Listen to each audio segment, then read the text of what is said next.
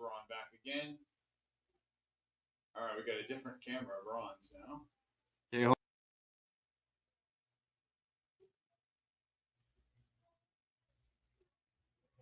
all right, I don't know what the video didn't play. Oliver, go ahead.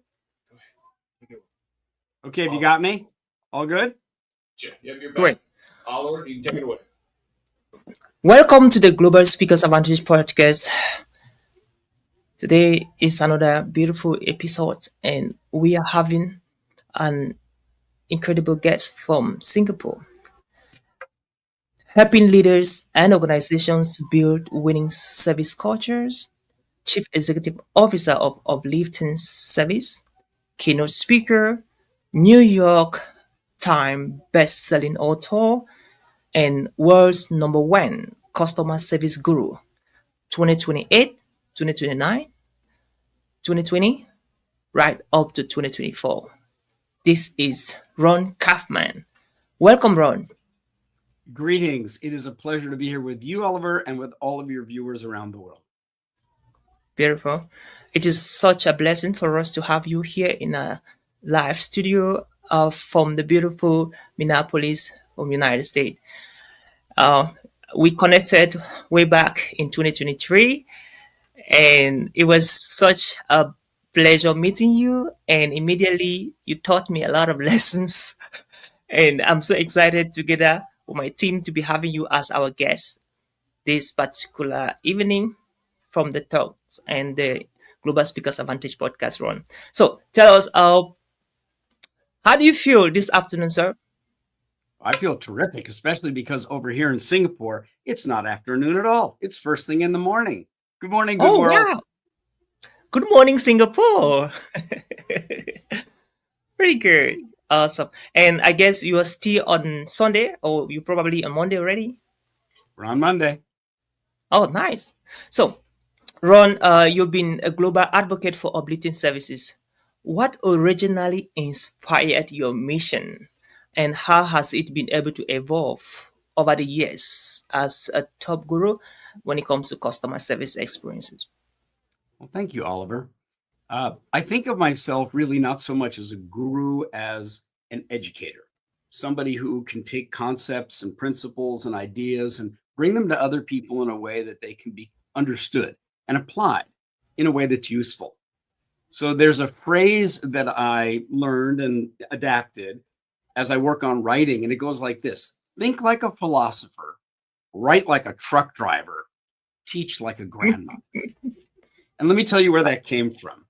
I'm a history and international political development major with a degree from Brown University. So when I was young, I had the great privilege of being admitted to one of the top universities. And then during my university studies, I spent 2 years in Europe and traveling all around, and that became a global career. So the whole curiosity about how did human cultures development, how are we similar, how are we different, what's going on in the world, led me to an intellectual curiosity about what does it really mean to be human. And then I studied with an extraordinary gentleman named Fernando Flores. I was a student for about 45 years. And I wasn't just his student, but he mentored me. And we went deeply into areas like, what is being human? How do we live in language? How do moods evolve, and can they be orchestrated or navigated? And really, what is trust? What is power? What is ethics? How do humans coordinate action? Now, all of that sounds quite conceptual and intellectual. It's like almost like a philosopher. But I was also deeply involved in the sport of ultimate frisbee. So I started the Brown University Ultimate Frisbee team, and I took those rules of play and the game and the tournaments and the festivals all over the world. And the first rule of the game is called the spirit of the game, which means not who wins and how do you throw and what's allowed, but how well do you bring that sense of play and joy to being shared with each other. And so I was always more keen on who's playing and how many people are playing, not so much who won. And then finally, I had a grandmother who taught kindergarten for 40 years. And as one of her little grandchildren, I got to watch her really taking good care of all these little kids and their parents. And I learned from her that service really at its core is love. And I learned from Frisbee that it's really important to teach people, but make it accessible so everybody can join in. And I learned from my studies that there really is a way of thinking about this that could uplift and improve the way we live together on the planet. So that whole, what inspired my mission? How has it evolved over the years? Think like a philosopher, but write and communicate like a truck driver, and in your heart, like a grandmother. Wow. I love that. Me too. Yeah, that's interesting. So we're looking at you've been speaking you've spoken in 50 countries, over 50 countries, and still counting. I was down a long time ago. I speak on this one planet. One planet. Well, think about it. I mean, what's a country, right? A current era of our human history in terms of nation states and protectorates and alliances. But you're right. I've traveled a lot. There was a period before COVID for about 29 years when I was on 100 airplane flights a year. Wow. And COVID gave me that great invitation to sit down. And so here you and I are, Oliver, working with each other and reaching out to all of your viewers all over the world. I don't have to get on an airplane. That's nice sometimes. There we go, right? So, Ron, what are the misconceptions in the customer service era or in the customer service industry that some of the companies they are actually holding on to that you love our they're audience wrestling with it. Yeah. So when you talk about an organization, whether it's a company or a nonprofit or a faith-based organization or a community group like sports or music, or it's a business, and you've got people in leadership positions, one of the big misconceptions is that they come to me and they say, well, yes, I want to improve our customer service or make a better customer experience, but I want my people to have that customer-focused mindset. And I've even heard some people say, we want to inculcate the mindset into their DNA, as if you could put it in a shot and just stick it in their bodies. It doesn't work that way. Now, I understand the power of a service-focused mindset. Like I said, I was just blessed to grow up that way. But here's how you get it. You've got to give people a proven, effective, adaptable, easy to understand, easy to use tool set for analyzing the experience customers are currently having, listening to and understanding what is it the customer or the internal colleague that you're serving really values, and then applying these tools in a way that generate new action, new ideas, so that you can evaluate them and improve them and prioritize them and then execute with them. So that means you need a tool set. But you give somebody a new set of tools, it doesn't mean they really are skillful in how to use them right away. So you've got to give people the tool set and the support and the education and the training and the coaching and the encouragement so that over time they develop a skill set. And the remarkable thing is that when you give people the right tool set, which we built over many years and helped many companies implement, and you give them that kind of support so they develop their own skill set, they start to feel proud about the results that they create, about the experiences that they deliver, about the value that's generated by them applying these tools and developing these skills. And guess what comes? The mindset. So the way you get the mindset is not by, I want the mindset. Find the right tool set. Give your people the support they need to develop the skill set, and the mindset will evolve by itself. That's one of the most common misconceptions that leaders have when they want to build a customer-focused culture. Oh, it's brilliant. So you talked so much about uplifting services. Is there a company that you worked with that have actually put this into practice? Absolutely. And it was from a crisis situation. So there was a hospitality group based out of Mauritius that had 9 properties and 3,200 employees at corporate head office and in all of the different resorts and properties that they had in their portfolio. And when the global financial crisis came, remember back in 2007, 2008, the company was this close to bankruptcy. And the brand of the company wasn't exactly at the top of the industry. And they really knew they needed a transformation.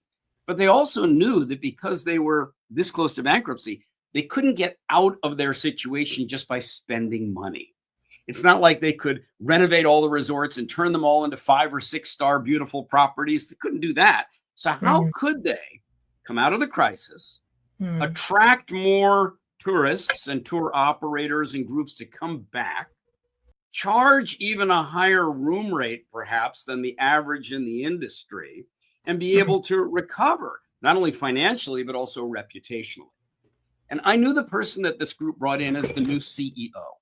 And the CEO and I had worked together in some other properties and brands. And he said, Ron, you're the service guy. Could you help us? Because he knew that you could improve service performance and reputation and experience for guests just by improving the mindset of the people, give them the tool set, help them with the skill set, and they can become better service providers. Well, it worked. It worked. And so after a very short period of time, the travel agents started getting positive feedback. The social media channels started featuring great guest comments. The tour operators realized, that's the place to send.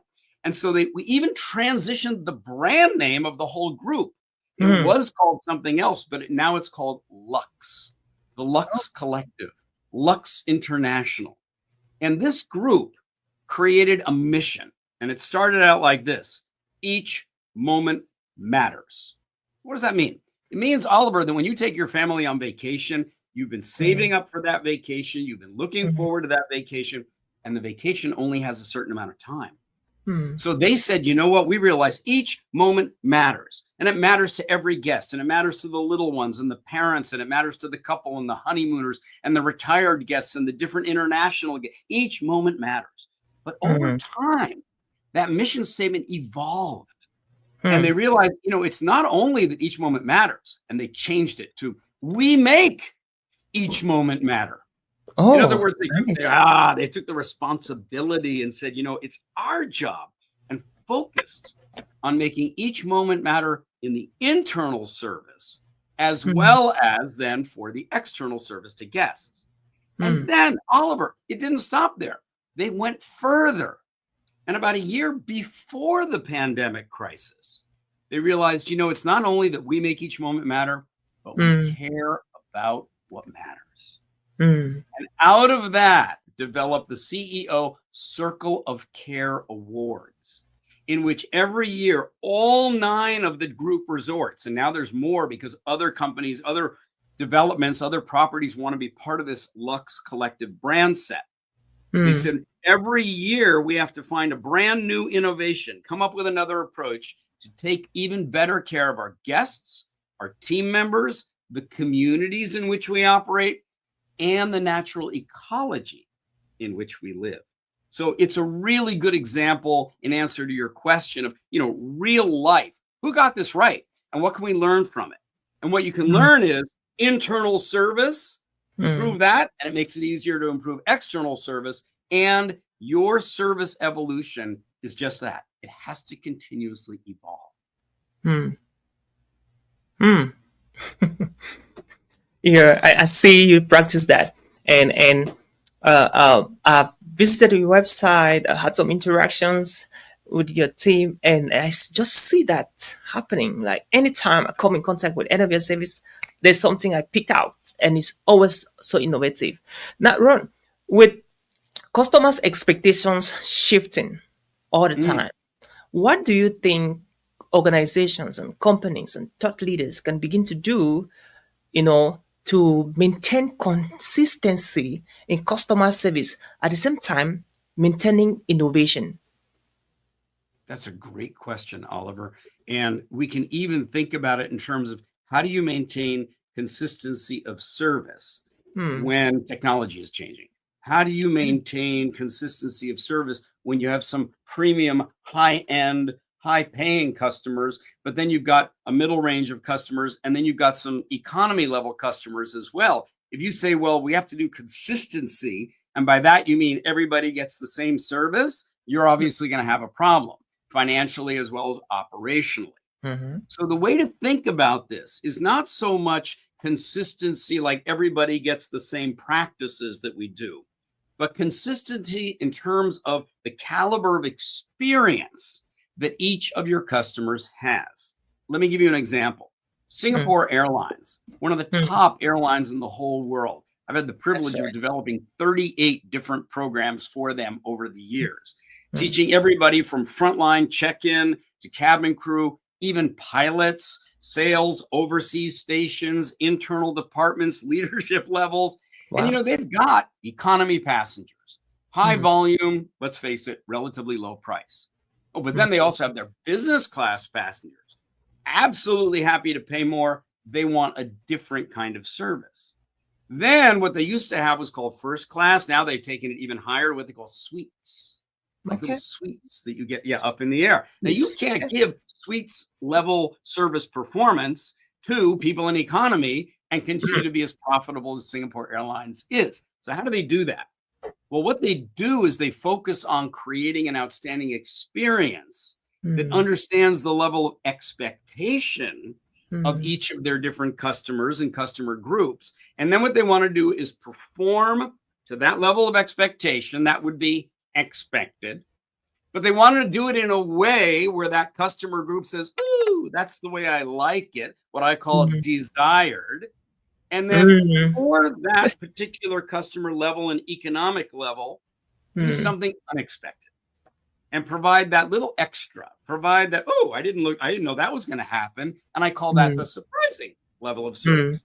So what you're looking for is to maintain a certain consistency of service. Serve people the way they like to be served, desired, and look for ways to surprise. Look for ways to add that little extra step of value based on the current expectations of each of your different customers and the way you currently deliver. And that's the consistency that you're looking for.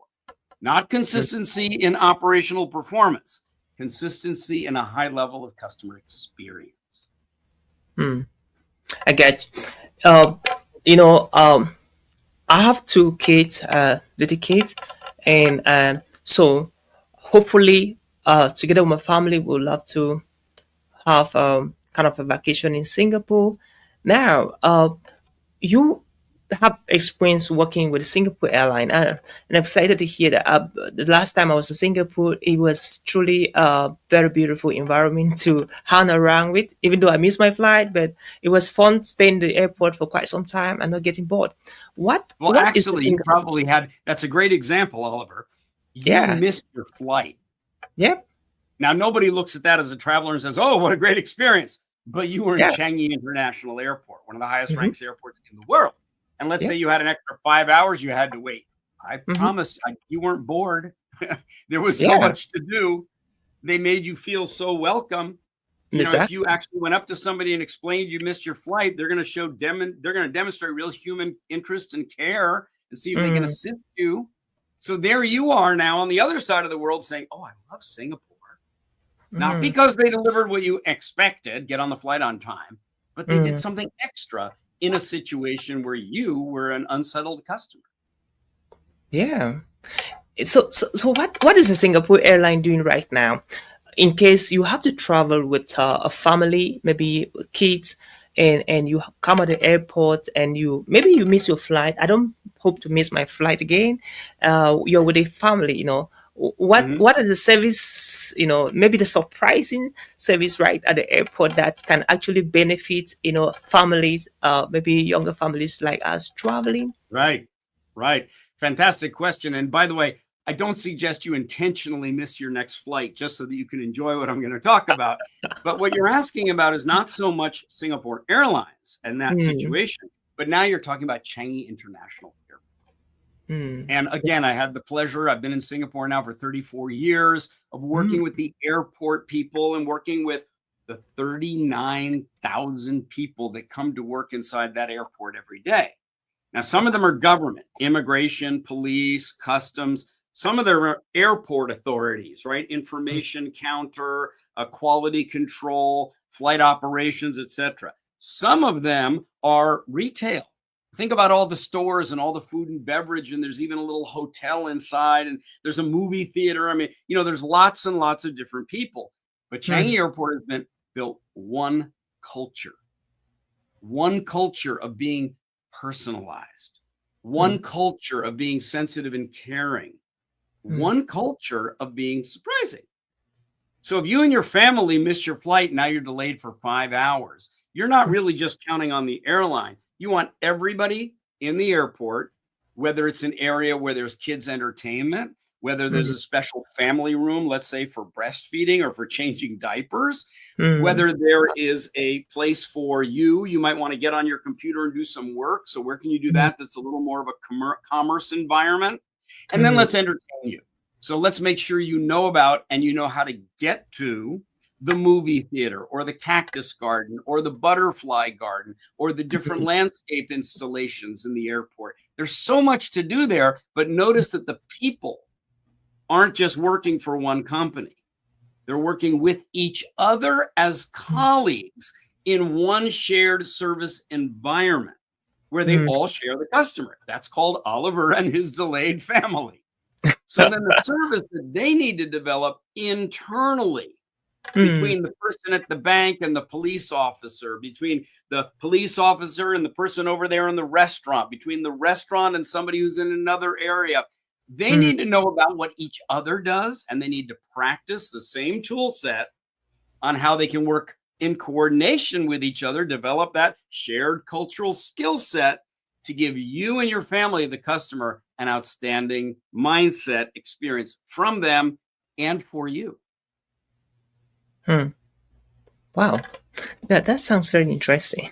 We're looking forward to visiting Singapore again as a family. Good. I'll ask the airline to delay your flight. Oh, yeah. That's cool. Let's look at that. Cool. So, Ron, how do you align organizational internal values to external customer service and especially in large and global organizations and global terms? Yeah, it's tremendously important to actually begin not by focusing on improving the external customer experience. That's another one of those misconceptions. When you get a leader who says, we need to improve our customer focus in this organization, let's start by training the frontline service providers, the ones who have direct external customer contact. That's a mistake because those people, they know customer experience is important. Why? They face the customer every day. They hear the compliments. They hear the complaints. So if you go to them and say, let's do a better job, but if they're not getting better internal service from the human resource department, from the finance department, from the IT department, from the security department, facilities department, administrative department, right? So what we say is, look, you've got to start by giving this proven tool set and developing an uplifting service skill set to the people who are your internal service providers so that the people who are facing the external customer realize, hey, we're getting better support around here than we ever did before. And now when the organization asks them to take another step up or the customers expect another step up, they feel supported, enabled, and empowered. So then you can build that culture of uplifting service, which aligns the internal values, high-level service performance internally amongst colleagues, across shifts, across locations, across departments, with a high level of external customer experience. It really has to be done together. Okay. And so this is so interesting, Ron. I listened to a podcast the other day. It was so interesting. So the guest was talking about customer service and he mentioned something very interesting. One of the key customer service experiences that organizations have to do to their clients or customers. And of course, he mentioned a couple of companies like Mayo Clinic here in the United States, in Rochester. He mentioned companies like Amazon. And he said, remembering people's name. And he said, remembering people's name. And that was something that companies and institutions have to work on that. Not only that, he talks so much about when you call a company for a service or there is a problem with the service you purchase or a product, they will put you on an answering machine. And you have to go through series of answering machines before you finally meet the right person. Ron, you've been in this industry for quite a long time, for decades, and you've been working with Fortune 500 and different organizations around the world. What do you have to say about some key things that every company, thought leader, institutions, they're supposed to be doing, like simple things that any other person can do in order to uplift their customer service experiences? Yeah, I'm going to go back in your question to that specific point when you said somebody has a problem and then they're put on the chat bot. Or they're put in the queue and say, your call is very important to us. Holding time now is 47 minutes. What are you talking about? Okay. They're like, So what let's take a look at the fact that we're in an era of tremendous technological improvement and transformation. And we all know that what we call right now artificial intelligence is changing the game for everybody and everywhere. Yeah. So what's that relationship between technology and the human side of service performance for other people? And the truth is that those AI tools are tools. They're going to help us do a better job. They're going to help us do things faster. They're going to help us do things less expensively. They're going to help us do things more personalized for different people. But even with all of that, there are certain situations where a human should be there to serve another human. And you pointed to one of the best examples when something goes wrong. At the moment that something goes wrong, what you don't want is a chatbot. What you don't want is, hello, I'm the avatar is here to help you. What you want is a human who knows exactly what it is that you've been wrestling with. How do they know that? Well, that's where the technology comes in. In other words, they should be able to see or understand, what are you trying to accomplish? Where have you been on the website? What kinds of things have you clicked on? What have you seen and not seen? What worked? What didn't work? How long did you spend on the page? Where did your eye go, indicating that you were obviously confused? So that at the moment the human being shows up, because you say, that human being is not just going to say, tell me what's going on. They're going to come in and go, hi, Oliver, I understand exactly what the situation is. I can see what you're doing. Let me help you right now and show you how to make this work. And you're going to go, oh, great. Now, you don't want that to just show up on text. Maybe at some point in the future, that will be an AI-generated avatar. But still, you want an emotional experience of, oh, thank goodness, someone's here to help take care of me. Notice it was, someone is here to help take care of me. And then all the technology can be in support of that. Now, there are other situations where the human is incredibly important, but I wanted to use that situation as an example to make a more general principle. Harness AI. Grasp whatever the latest tools are. Don't be afraid of it. Learn it. Evolve along with it. But always remember that we are humans serving other humans. Yeah. And human beings are not only conceptual, intellectual, and financial. We're also emotional. We're spiritual, psychological. We want human connection. There we go. So, yeah, I really love that. We want human connections. We are humans, and we expect humans to serve us. And even the robots should not take much of the service experiences. And so, you've spoken in over 50 countries, from the Asia, Americas, Europe. What service nuances have you observed on how services are being delivered and how they are being received by the clients or customers? It's a great question, because people say, we want to have great service. We want to deliver consistent service, and we're a global company. We want to do consistent service all over the world. And I actually had a Swiss company once where in one part of the world, one of the account managers sent to her customers chocolate chip cookies. And the customer was so delighted that they wrote a letter all the way up to the CEO. And the CEO said, this is great. Tell account managers all over the world to buy chocolate chip cookies to give to all of their customers. And it fell completely flat. Because in some cultures, it's not chocolate chip cookies that they want. It might be something like, we do flowers in this culture to show appreciation and respect and gratitude. Or it might be, we want some other form of baked good. Or it could be, in some cultures, a bottle of wine. In some cultures, it could be dried nuts. In some cultures, it could be cookies, but they should be a different type of cookie. So you get the point, right? Yeah. Different people in different cultures have different backgrounds. We grow up in different cultures. We have different history. That means we have different language, traditions, expectations, bias, practices, prejudices. So if you want to serve somebody you want to understand, who is that person? What's the background of their own appreciation for things in life? I'll give you some examples. In Singapore, speed, efficiency, low cost, good quality, friendly, helpful, patient, service, not so much. Okay? That's Singapore.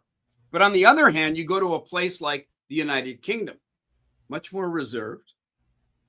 They want polite. Being a little bit slower is acceptable so long as the service experience is one of dignity and appreciation. Oh, but then you have an American customer. Big, loud, bold, drama, excitement. Oh, good. Now get on a flight and go to Japan.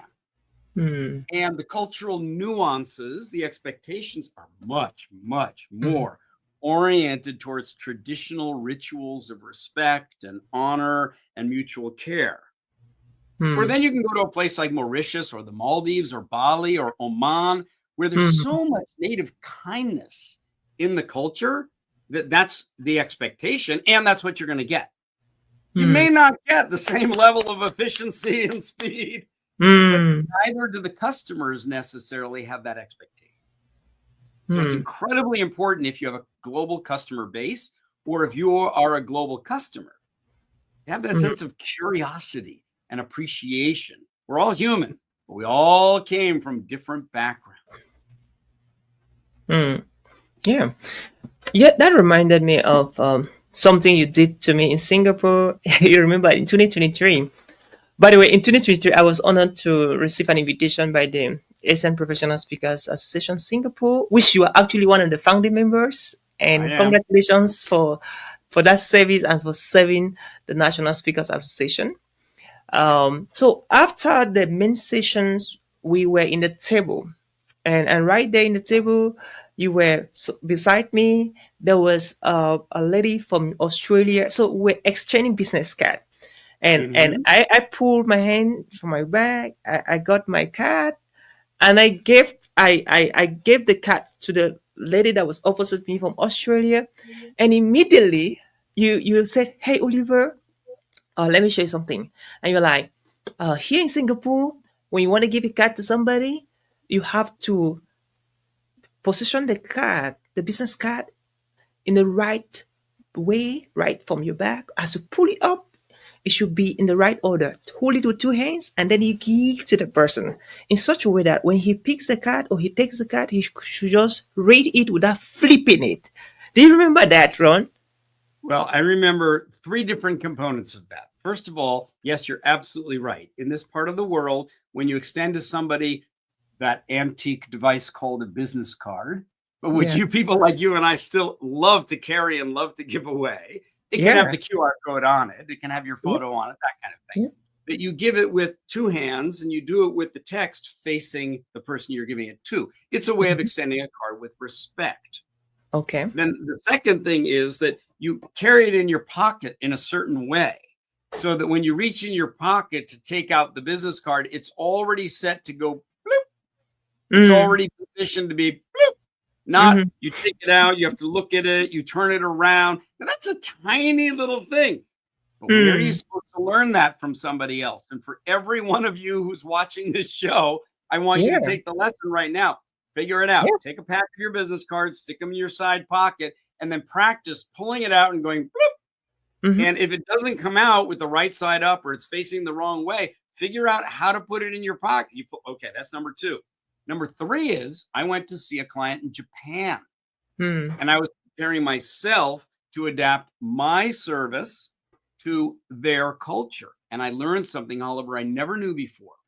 In the Japanese culture, not only does it matter that you extend your business card the right way, but what you carry your business card in matters.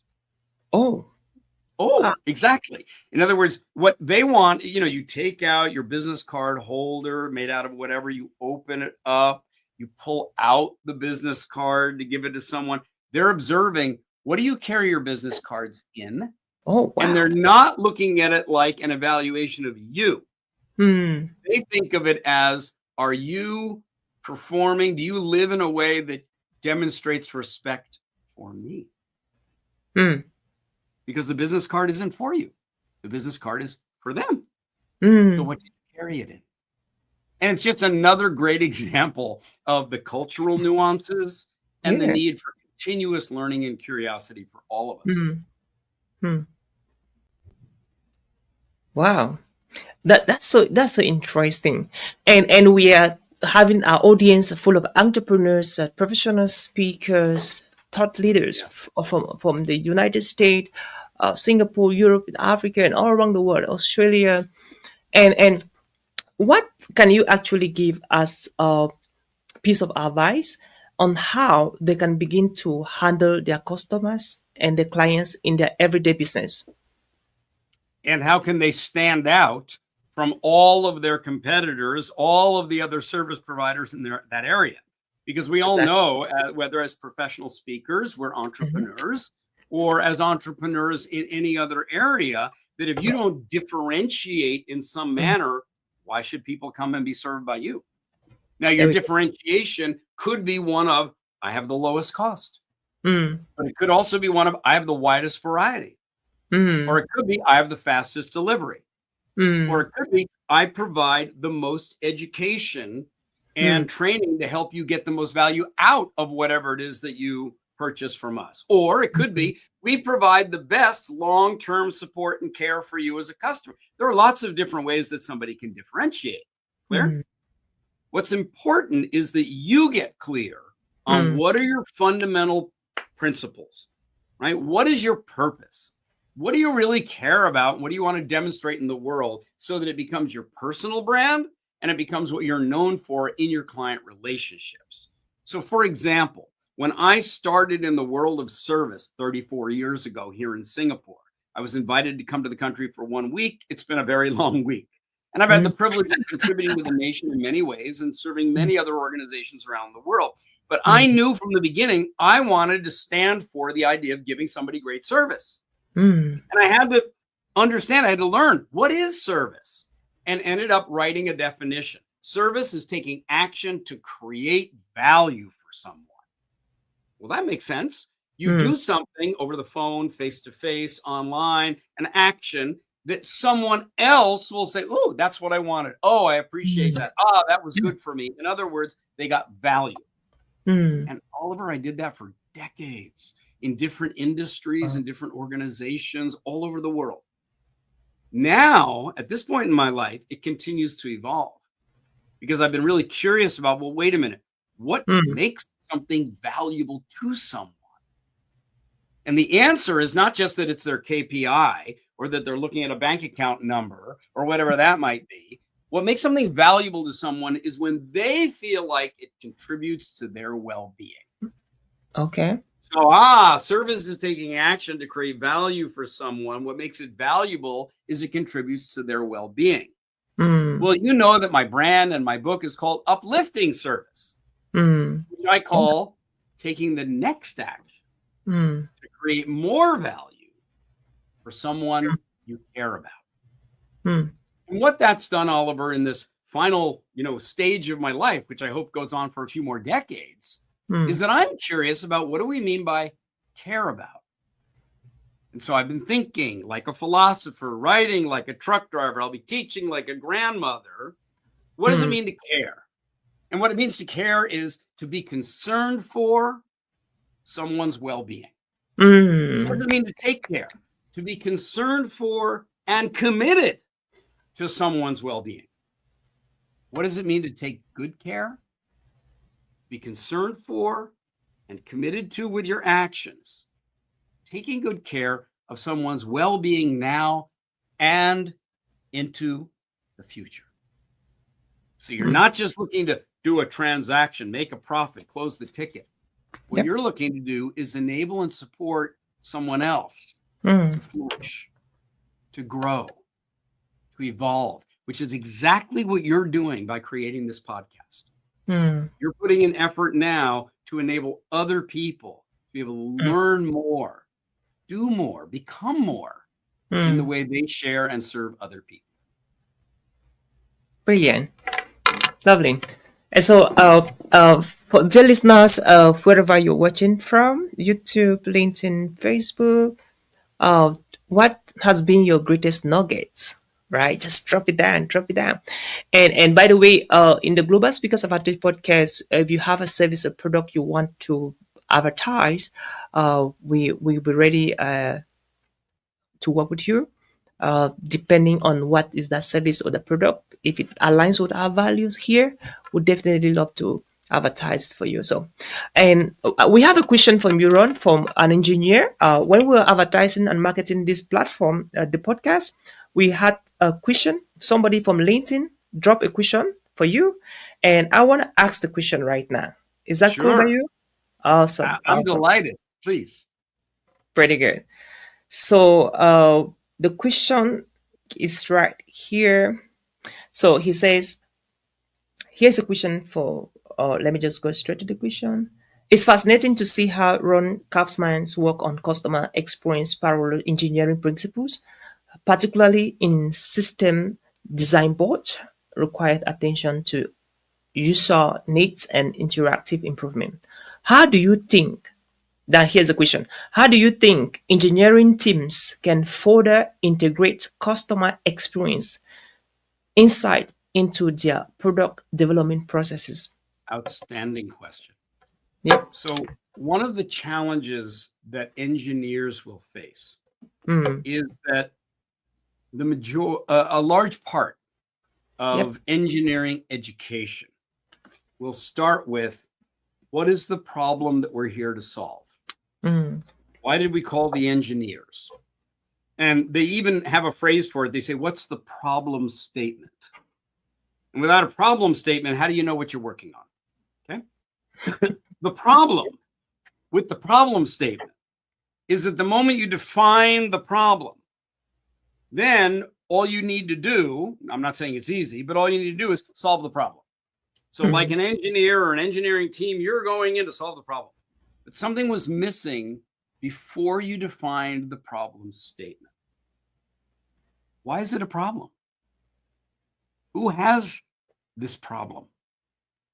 What is it that they actually care about or concerned about that has the fact that it doesn't exist live for them like a problem? Okay, if we know all of that, then let's go solve the problem. But notice what I just said is, let's start out with human beings care about people. Human beings care about themselves. Human beings care about life. We are creatures who care. And because we care, which is concern for well-being, we also have this sense of wanting to take care. So now we're concerned and committed. But you know what? We notice at that stage, wait a minute, some things aren't the way I'd like them. That doesn't seem safe, and I'm going to go there with my children. That doesn't seem entertaining, and we're going on a vacation. That doesn't seem efficient. I'm not sure it will take too much time. That one doesn't, you get my point? So then, because people care, we have concerns. And when we have concerns, then the way the world is now can show up like, look at that problem. Good. Define the problem, get the engineers. But I want the engineers to think even more broadly, more deeply, more from what's going on behind the scenes. And you ask, like, okay, why is that a problem? What is it you really care about? What are you concerned about? What is it you really want to achieve here? Those are bigger questions than just what's the problem. And the reason that that's vital is that the engineers themselves are also human. And their imaginations and their ponderings and their creativity is something that you want engineers to be harnessing. You want them to be educated. That's the place to start. Not what's the problem, let's go solve it, but what is it that people care about? What is it that they're concerned about? That's why they have the problems. As we work on the problem, we may actually then come up with even better ideas outside solving the problem statement that takes better care, creates unique and differentiated value, allows the company to innovate and generate new products and new services, has them stand out in the market, thrive, and grow. Wow, pretty good. That's pretty good.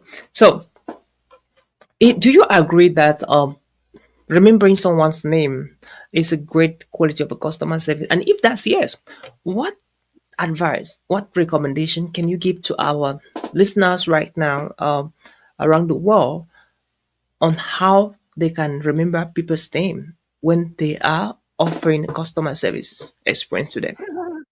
That's a fabulous question. I think you Yeah. even said not only remember someone's name, but remember their last name. Yeah. And I am among the world's worst at actually being able to remember names. I just Okay. never really made it a discipline. I think part of it is just the speed of travel that I've been involved in. As you know, the enormous number of human beings I interact with. So Mm, I just want to say, like, a juxtaposition to the question, people love hearing that you know their name. And I yeah. love knowing their name so I can use their name, so I can address Mm, them by name, like calling you Oliver. correct. Here's your name, right? Yep. And so I need cues. I need to start out at the beginning and, hi, help me understand. How do I pronounce your name? Or great, nice to meet you. What's your name? Or even if I'm in one of those social situations where somebody goes, Ron, how good to see you. I mean, remember, there may be 1,000 people in the audience. They all know Mm. my name. And if I don't know their name, I start right out with, hi, it's great to meet you. Please remind me, what's your name? Mm. Now, once I hear it for the first time, I got to do something that's going to help me remember it so I can use it again in the conversation, so I can put it in my email, my database, so that I can associate this resonance, Oliver, with you. Mm. And for me, that means writing it down. And so the Mm. very first thing I do on any Zoom meeting or any Teams meeting, virtual, right? I've got my pad of paper. And the Oh. first thing I do, people often want to jump into the agenda and I go, hold on. Could we just very quickly go around the room? I just want to hear, how are you? What's your mood? What do you want to get out of this meeting? Blah, blah, blah. But also what I'm doing is I'm getting them to say their name Mm. and writing it down. And then it Cool. makes it easier for me to refer. There are Yeah. other people who are, great memory experts, and they do Mhm. mnemonics, and they do all kinds of, like, put the person on the chair holding the fish with a crown. I mean, there's all kinds of devices you can use to support memory. I'm kind of a fan of this one. Mm. Gotcha. So cool. Ron, you are a top global speaker, and we cannot end this podcast without you saying something about the trend of the speaking business. Now, we have speakers every single day, every single week, month, year. New speakers are coming into the speaking industry from Singapore, from United Kingdom, from Germany, from the United States. Different speakers from different topics. Now, what is that word of hope you can give to the speakers? Now, Yeah. according to statistics from the Global Speakers Federation, from my last reading, it was stipulated that by 2025, we'll be having over 4.6 billion US dollars in circulation in the speaking industry, only United States. And there are a lot of speakers who are coming in as aspiring speakers. What can you share with them as your experience is concerned with customer service, uplifting services, on how they can serve their clients to position themselves for bigger opportunities now and in the future? It's a wonderful question. It's a massive question. You've Hmm. woven a lot of questions into that one question. So let me answer it from a big perspective. Okay. You said earlier, and you're right, I'm one of the founders of Asia Professional Speakers Singapore. Hmm. Just this past few days, we had our 22nd annual convention. Wow. And hundreds of people from 18 different countries Hmm. came to this global cosmopolitan city of Singapore Hmm. to teach each other, to learn from each other, to network with one another, to collaborate with each other, to learn together. And so wherever you are in the world watching this, I welcome you. As a founder, I encourage you to put it on your calendar and join us next year. It'll be May 1st and 2nd, 2026 here in Singapore. Now, there's also a Global Speakers Federation in which there are other national speaker associations. There's even a virtual speakers association that have come together as a federation of speakers. So if you're not based in Singapore, or it's not convenient for you to travel, just go ahead and get online and find the speakers association closest to you. It's an industry grouping in which our fundamental theme is to encourage and help each other. We're not there just to position who's higher, who's getting paid more, who's busier. How can I help you? What can I learn from you? And our industry, Oliver, has always had people who are what we would call wannabes, people who want to be a professional speaker. Now, that's changed because in the past, a wannabe professional speaker often was somebody who goes, I want to change my career and become a speaker. Or I'm a young person and I love presenting in school. I want to become a speaker. Great. Join your association, start learning, move up. Learn how to differentiate, learn how to craft a keynote, learn how to do back-end support for your clients, learn how to market, learn how to sell, all of that. That's how the speaking industry works. But there's a whole other group of people since the pandemic who've been coming into our association and other associations worldwide. And those are people who are already competent, mid-career, high-performing people. And in the course of their work, as a finance person, as a technology person, as a product development person, as an engineer, they give presentations. They're asked to present. They go to association conferences and they deliver workshops. And you know what? Some of them really like it. Some of them are good at it.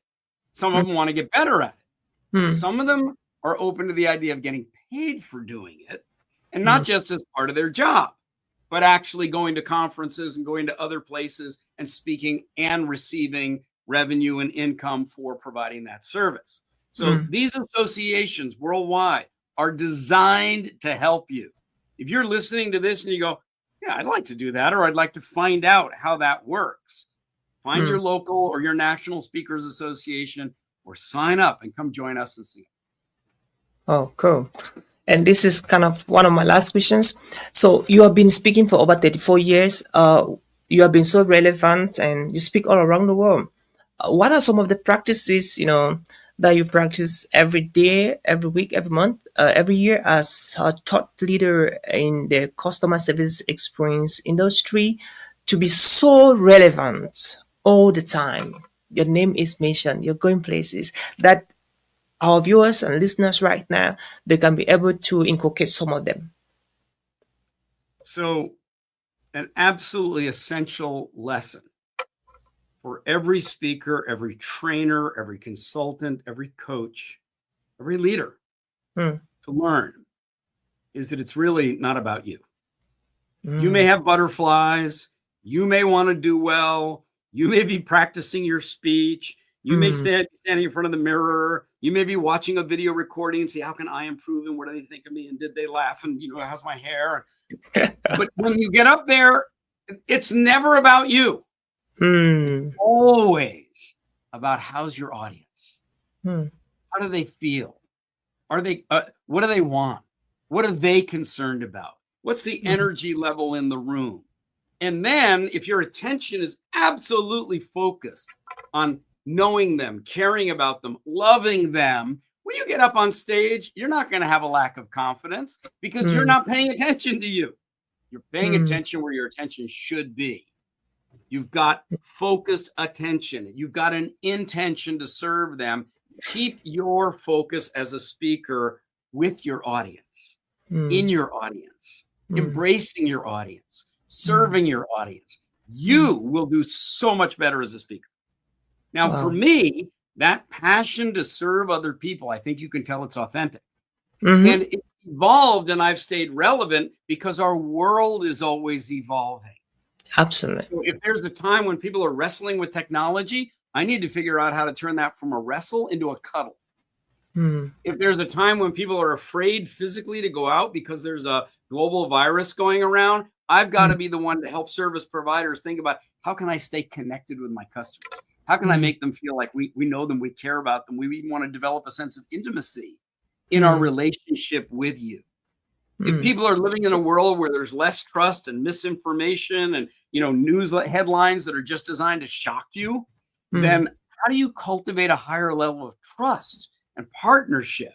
These are the kinds of questions that have guided my career and continue to guide my career. And that's why my focus is really evolving right now, not just from how do we create value, but how do we take good care of what really matters. Thank you. This is so beautiful. And so people listening to us right now, they want to know what services. Oliver. Yep. This is so beautiful. And you are so beautiful. And I don't mean that like physically. You know, you're not my type. Yep. But look at who you are. Look at what you've done with this podcast. Look at the amount of time and energy and attention and quality that you brought to this. Why? So that you can serve other people. Absolutely. Now, will that also benefit you? Well, of course, all of us have to find some way of serving in the world. But I just want to acknowledge you, Oliver, because you are a living example of what it is that we're talking about right here. Thank you, Ron. I appreciate it. On behalf of the team. So, what are the services that you offer, and how can people reach you to contact? I really love what you're doing. Thank you for offering me a copy of your best-selling book, Uplifting Services. I read the book, and it's a game changer. And I use part of it to train some of my team members, even in Africa. Yeah, I really appreciate that. Book was the best gift I ever had for the past 3 years. So I'm glad you read it. Good. Yeah, I read it. It was really top notch. So how do people reach out to you, and what are the services you offer apart from the keynote speaker? I understand you do corporate trainings with airlines, with Fortune 500. Maybe you just want to share a little bit about that, so that if somebody watching right now might really just want to reach out to you, like he knows that this is the service I can get out there and pick out from you. Yeah, super. So number one is my website is easy to find. My name is spelled Ron Kaufman. You can see it on the bottom of your screen. It's RONKAUFMAN.com. Yeah. Go there. You're going to find a lot. You can subscribe to our free newsletter. That's easy. But you can also go to YouTube and just type in Ron Kaufman, and you'll find the 800 videos that are there, millions of views, and you can just subscribe for free. You can also find me on LinkedIn. Now, I can't accept all the people who want to become first degree connections because I'm already over the limit. But also the way LinkedIn works is, the fans, the friends, the followers, I love you too. So follow me. And that way you'll be able to get everything that we put out, and we publish 5 times a week, Monday to Friday, new content every day. It's all complimentary.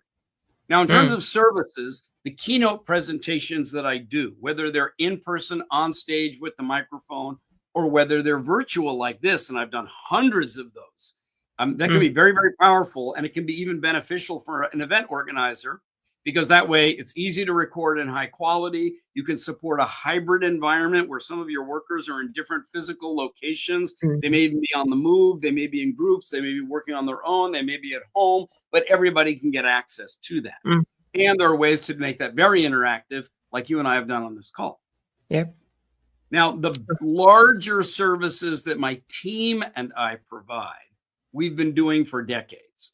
And that has 2 fundamental promises. Number one, improve service performance, create a better customer experience, stand out, earn compliments, retain customers, increase customer loyalty, grow market share, grow shareholder value. I mean, all of that is improved service performance. And I spoke with you earlier about the proven tool set that we've developed. And the way we provide the guidance, and we train the trainer so that they have it inside their company and they develop the skill set, and then they've got the mindset and produce the results. So number one is improve service performance. The second component of our offer, especially for large organizations, is build a strong and sustainable uplifting service culture, where that whole approach of what is my next action to create more value for somebody I care about in the other department, in the next shift, at the desk sitting next to me, who's a brand new customer, who's an old loyal customer, who's an upset customer, who's a business partner, a distributor, a reseller, a supplier. You want a culture where everybody's coming to work every day, not saying, I'm just here to do my job. Of course they're there to do their job. And they know that their job involves taking certain actions. But they also know that in this organization, we're always looking to figure out and collaborate, to come up with, to innovate. What's the next action that will create more value for the other people that we care about? And that kind of engagement, Oliver, requires more than just training.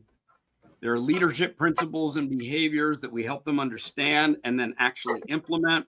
And there's what we call service culture building blocks. So those are things like, how do you communicate? How do you recognize and reward? When you capture voice of customer, where does it go in the organization? What do you do when things go wrong? There are 12 service culture building blocks in our uplifting service architecture. And we have a whole roadmap for implementation. It's usually a 24 to 36 month engagement. Depends on how large and diverse the organization is. And information and understanding about all of that, well, that's what's in the book. And I just want to say one other thing about the book, because you can find it on Amazon, you can find it on Audible, is that the book delivers two promises: how to improve service performance and how do you build that strong and sustainable culture of continuously uplifting service. Great job. And you have to get that book is a game changer. And if you have to, visit Ron's website, you're gonna get a masterclass, like a full masterclass on customer service experience, which I got that a few weeks ago, and I was amazed with the content that was for free, and I was so amazed with that. Thank you so much for creating time to be part of our guest on the Global Speakers Advantage podcast, Ron. Thank you. Thank you. It's a privilege, Oliver, and best wishes to you and to all of your viewers all over the world.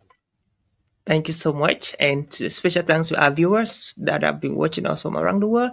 And if you're thinking of becoming part of the Texas Purpose Conference coming up in Dallas, Texas, you have to we can drop the link so you can get your ticket. It's going to be an unprecedented experience, and our speakers are getting ready. We are looking forward to meet you in Dallas, Texas, come June 21st. And hopefully by next year, we'd love to have Ron in the US to speak in the Purpose Conference. I'm looking forward to the invitation, Oliver. Oh, yeah.